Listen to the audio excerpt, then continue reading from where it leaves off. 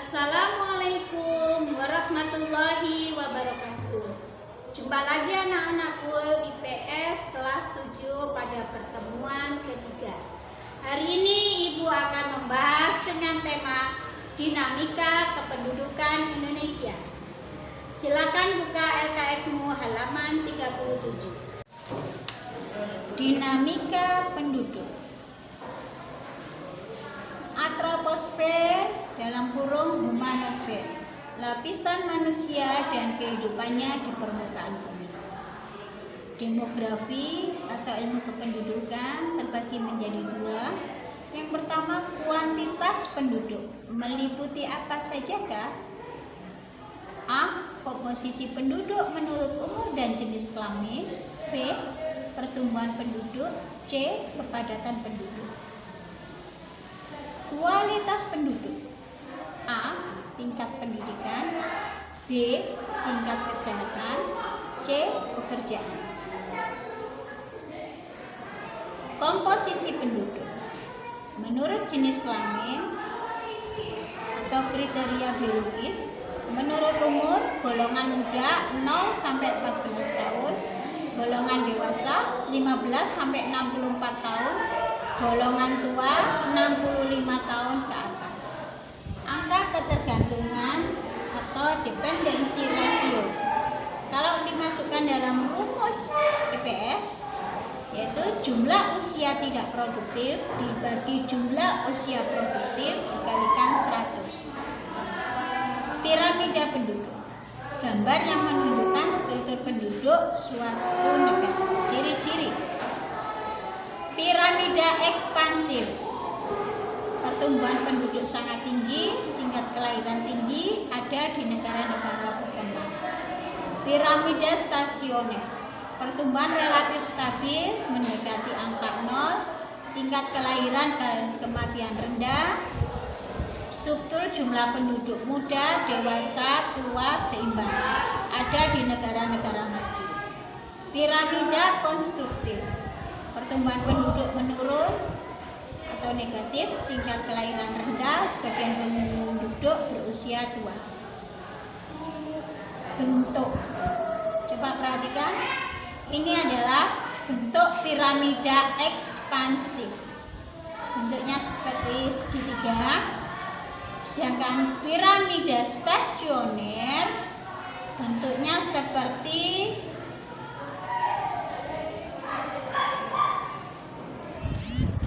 ini. Sedangkan piramida konstruktif bentuknya seperti segitiga terbalik. Mengukur pertumbuhan penduduk. Bertambah atau berkurangnya jumlah penduduk suatu wilayah. Faktor-faktor yang mempengaruhi pertumbuhan penduduk.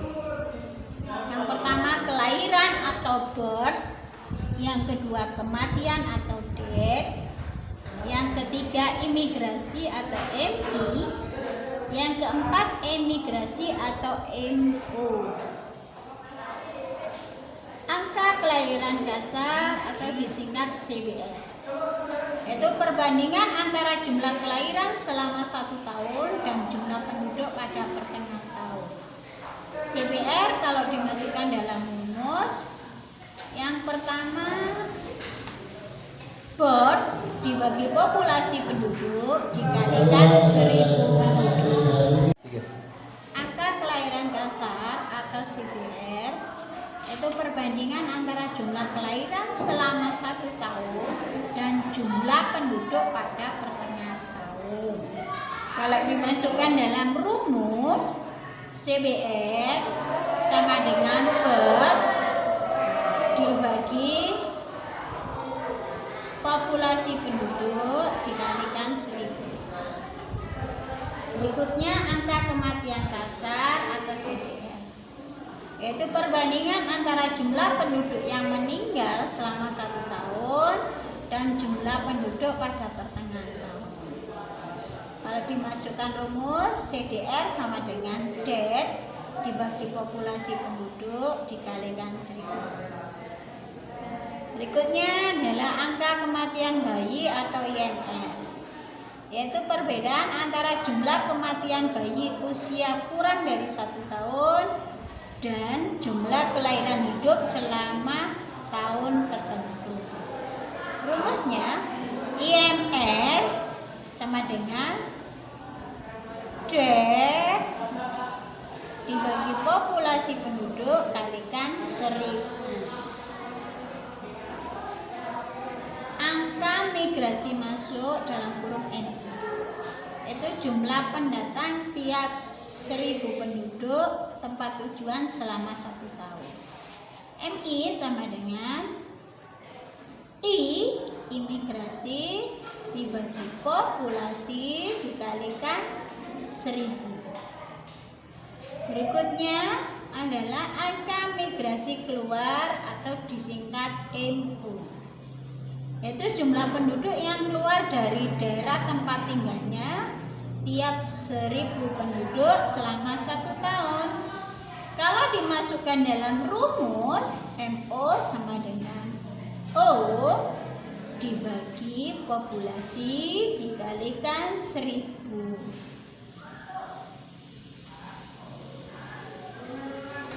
Macam pertumbuhan penduduk.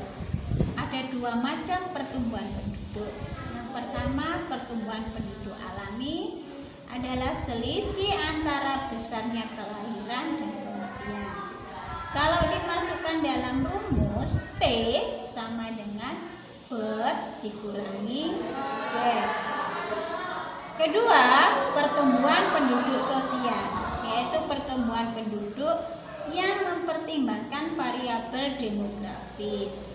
Kalau dimasukkan dalam rumus, P sama dengan birth dikurangi death dalam kurung ditambah migrasi masuk dikurangi migrasi keluar.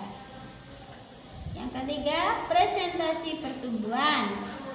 Jika dirumuskan menjadi P dibagi pop dikalikan 100%.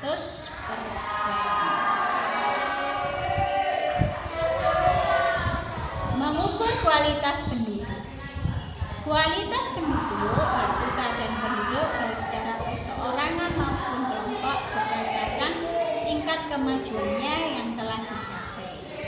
Cara mengukur kualitas penduduk: A. Pendidikan, B. Kesehatan. Faktor-faktor yang mempengaruhi tingkat kematian ini. Yang pertama, status gizi makanan penduduk. Yang kedua, ketersediaan dan daya obat-obatan. Yang ketiga, tingkat penghasilan dan pendidikan penduduk. Yang keempat, sanitasi kesehatan lingkungan. Kita sudah mengikuti channel Dinamika Kependudukan Indonesia. Sekarang coba kita buka RKS halaman 50 sampai 51. Jika belum paham, boleh chat via WA. Terima kasih.